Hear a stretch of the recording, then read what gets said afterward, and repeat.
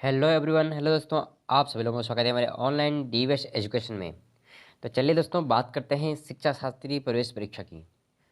इसमें हम लोग देखेंगे जो हमारा एग्ज़ाम होगा उसमें कितने नंबर आने चाहिए, जैसे जनरल और ईडब्ल्यूएस और ओबीसी और एसटी और एससी के लिए हमको कितने नंबर लाने होंगे और कितने का पूर्णांक रहता है। तो ये सारे आज हम जानेंगे। और जो फॉर्म की डेट है वो कब तक आएगी ये भी हम बताएंगे।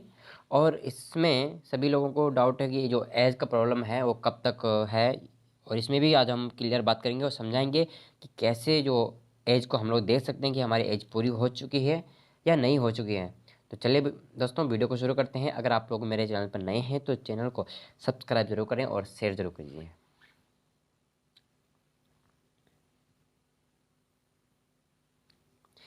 तो एज को देखते हैं, जिसमें बहुत लोगों को समस्या आ रही है। तो इस तरह से आप लोग अपनी एज को निकाल सकते हैं, ठीक है। तो यहाँ पे जैसे मैंने किया है 22/8/1, ठीक है। 1 अगस्त 2022 का अगर वहाँ पे एग्ज़ाम में पूछा जाएगा, जिस तरह से अगर फॉर्म भरने के लिए आता है तो वहाँ पे लिखा जाएगा कि कब से कब तक, ठीक है। तो मैं यहाँ पे 8 रखता हूँ, ठीक है, अगस्त के रखता हूँ। तो यहाँ पे जैसे 2022/8/1 इस तरह से अगर हम लोग रखेंगे। पहले वर्ष को रखना है, फिर माह को रखना है, महीने को रखना है, फिर दिन को रखना है। तो अगर जिनकी अगर इस तरह से अगर होगी 2002, जिनकी डेट ऑफ बर्थ होगी 2002 5 10, इस तरह से मैंने रख दिया। 10वां दिन, 5वां महीना और 2002, इस तरह से जिनकी एज होगी, यानी हम ये कह सकते हैं कि 2000 जिनकी एज है वो लोग भर सकते हैं। अगर हम बात करेंगे कि एक आध महीना अगर बढ़ जाए, 2002 एक महीना हो जाएगा, तो अगर इन किस तरह से हम निकाल सकते हैं, हमारी प्रक्रिया यहाँ पे है कि किस तरह से हम निकालेंगे, ठीक है। अगर पेपर में अगर पूछा जाएगा कि इतनी डेट के अंदर आप लोगों की 20 वर्ष पूरी होनी चाहिए, यहाँ पे क्या बात है कि 20 वर्ष जो है आपकी पूरी होनी चाहिए, ठीक है। 20 वर्ष या एक माह हो जाएगा, 20 वर्ष एक दिन हो जाएगा, तब भी आप लोगों का हो जाएगा, ठीक है। अगर यहाँ पे बता देगा 19 वर्ष, ठीक है, यहाँ पे लिख देता हूँ 19 वर्ष, 19 वर्ष 11 माह, और अगर 29 दिन हो रहा है दोस्तों, ठीक है, क्या है 29 दिन हो रहा है, तब आप लोग नहीं वहाँ पे एडिशन नहीं ले पाएंगे। और जैसे ही अगर 20 वर्ष 1 माह 1 दिन अगर हो रहा है तो आप लोग वहाँ पे एडिशन कर सकते हैं। तो सबसे पहली बात यही है कि अगर आप लोग बीएड करना चाहते हैं, शिक्षा शास्त्री करना चाहते हैं, तो आप लोग पहले अपनी एज को देखिए कि एज हो रही है कि नहीं हो रही है। तो जैसे ही पेपर आएगा, जैसे ही पेपर फॉर्म आएगा कि फॉर्म में लिखा होगा, मैं आप लोगों को इन्फॉर्म कर दूंगा कि इतनी डेट बता रहे हैं दोस्तों। आप लोगों को इसी चैनल के माध्यम से ही मिल जाएगा, आप जुड़े रहिए इस चैनल पर। तो जैसे ही मैं एक लेता हूँ कि यहाँ पे 1 अगस्त 2022 अगर लेता हूँ कि इसके अंदर तक आपकी 20 वर्ष पूरी होनी चाहिए, तो आप लोगों को कैसे निकालना है, ठीक है। जैसे कि मान लीजिए कि किसी की एज, जिसकी डेट ऑफ बर्थ 10/5/2002 है, ठीक है, 10 दिन और 5वां महीना, मई का महीना 2002, मान लीजिए कि इस तरह से किसी की है। तो हम लोग कैसे निकालेंगे, तो यहाँ पे तो एक है, ठीक है, ये दिन है। तो आप लोग जानते हैं एक माह में केवल 30 दिन होते हैं। तो यहाँ पे अगस्त का महीना है तो यहाँ पे 31 हो जाता है। तो हमने यहाँ से एक ले लिया तो 31 यहाँ पे जोड़ दिया तो कितना हो गया, 32 हो गया। तो 32 में से अगर 10 जाएगा तो 22 बच जाएंगे, ठीक है। तो यहाँ पे अब 7 हो गया, कहाँ पे, यहाँ पे अगर 7 हो गया, तो 7 में से 5 गया, बच्चा 2, ठीक है। और अब 2022 में से अगर हम 2002 घटाएंगे तो यहाँ पे 20। तो इन जो भी ये डेट ऑफ बर्थ है, तो 20 वर्ष 2 माह 22 दिन हो रहा है, तो आप ये लोग भर सकते हैं, ठीक है। तो इसी तरह आप लोगों को निकालना है। तब पहले आप लोगों को क्या करना है, जो दिया होगा, जो भी फॉर्म में दिया होगा कि इस डेट को निकालना है, 1 या 7 होगा या फिर 8 होगा, एक में दिन तो एक ही रहेगा, पर यहाँ पे आप लोगों को 7 8 9 भी दिया जाएगा। तो जो भी दिया जाएगा आप लोगों को निकालने की जो प्रक्रिया है यही रहेगा। कहने का मतलब ये है कि जो प्रक्रिया है जो इसी तरह से आप लोगों को निकालना है, ठीक है। तो इस तरह से पहले आप लोग क्या करेंगे, पहले यहाँ पे आप लोग साल लिख लेंगे, ठीक है। पहले साल रखेंगे, तो साल के बाद फिर दिन, ये माह, ठीक है, माह रखेंगे, माह के बाद दिन, ठीक है, आप लोग समझ गए। माह के बाद हम लोग दिन रखेंगे, ठीक है। तो इसी तरह जो भी हमारी जो डेट ऑफ बर्थ है तो उस पर भी ऐसे करना है। साल के नीचे साल, ठीक है, इस तरह से साल के नीचे साल, और माह के नीचे माह, और दिन के नीचे दिन, ठीक है। इस तरह से ये निकालने की जो प्रक्रिया है तो आप लोग समझ सकते हैं, ठीक है। ये हो गया आपके साल, ठीक है, ये हो गया माह, और ये हो गया आपका दिन। तो इस तरह से आपकी जो है निकालने की प्रक्रिया हो जाएगी। तो आप लोग आई होप समझ गए होंगे कि किस तरह से जो है अपनी एज को निकालना है।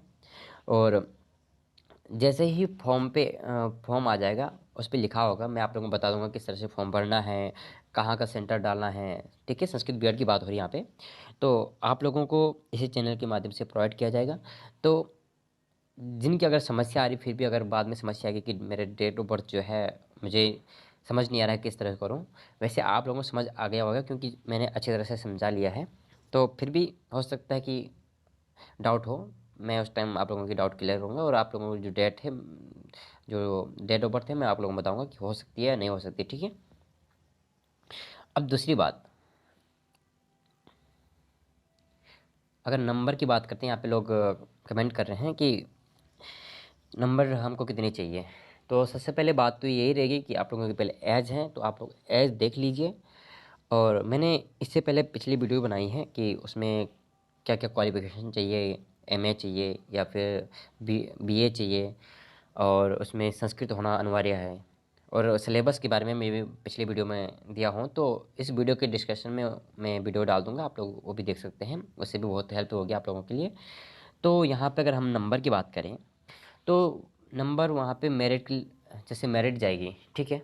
तो 160 का आप लोग जानते हैं कि 200 का, ठीक है, 200 का पूर्णांक रहता है, जो कि 40 लिखित होता है, और 160 बहुविकल्पीय प्रश्न होते हैं। ये मैंने पिछली वीडियो में बताया है, आप लोग वहाँ से भी अच्छी तरह से जानकारी प्राप्त कर सकते हैं, ठीक है। तो हो गए हमारे 200 के। तो नॉर्मली अगर आप कहना चाहेंगे तो यहाँ पे आप लोगों के लगभग अगर 140, 150, 160 के अगर अंदर नंबर आते हैं तो आप बहुत ही अच्छी रैंक में जो फर्स्ट चॉइस आप लोग करना चाहते हैं कि मुझे ये वाला जो परिसर है वो मिलना चाहिए, तो आ जाएगा।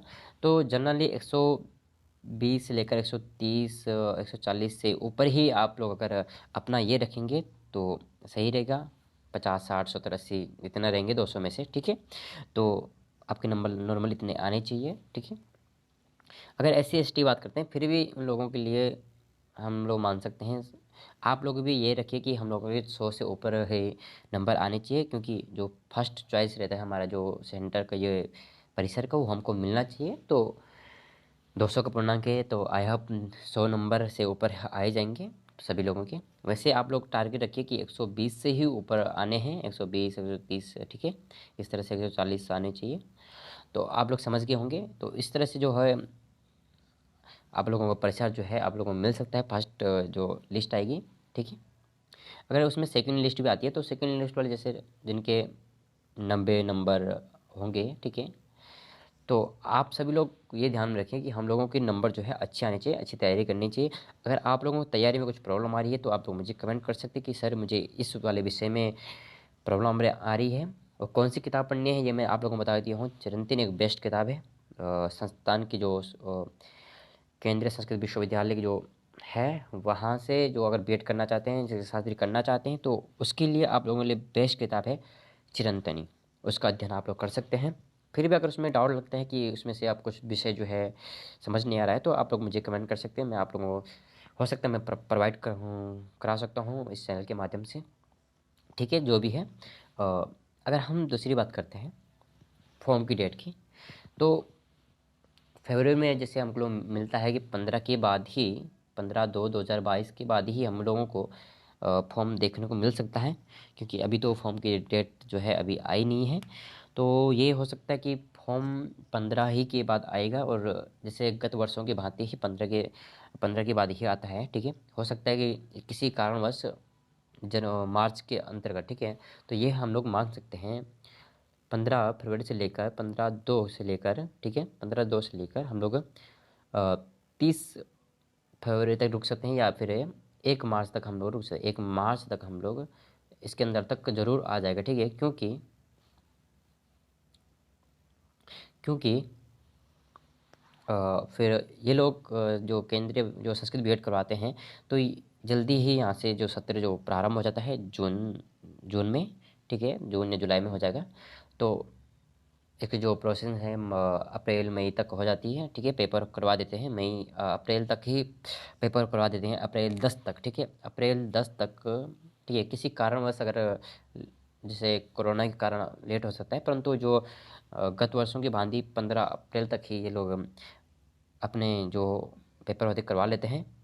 और सारी जानकारी आप लोगों को इसी चैनल के माध्यम से मिलती रहेगी, ठीक है।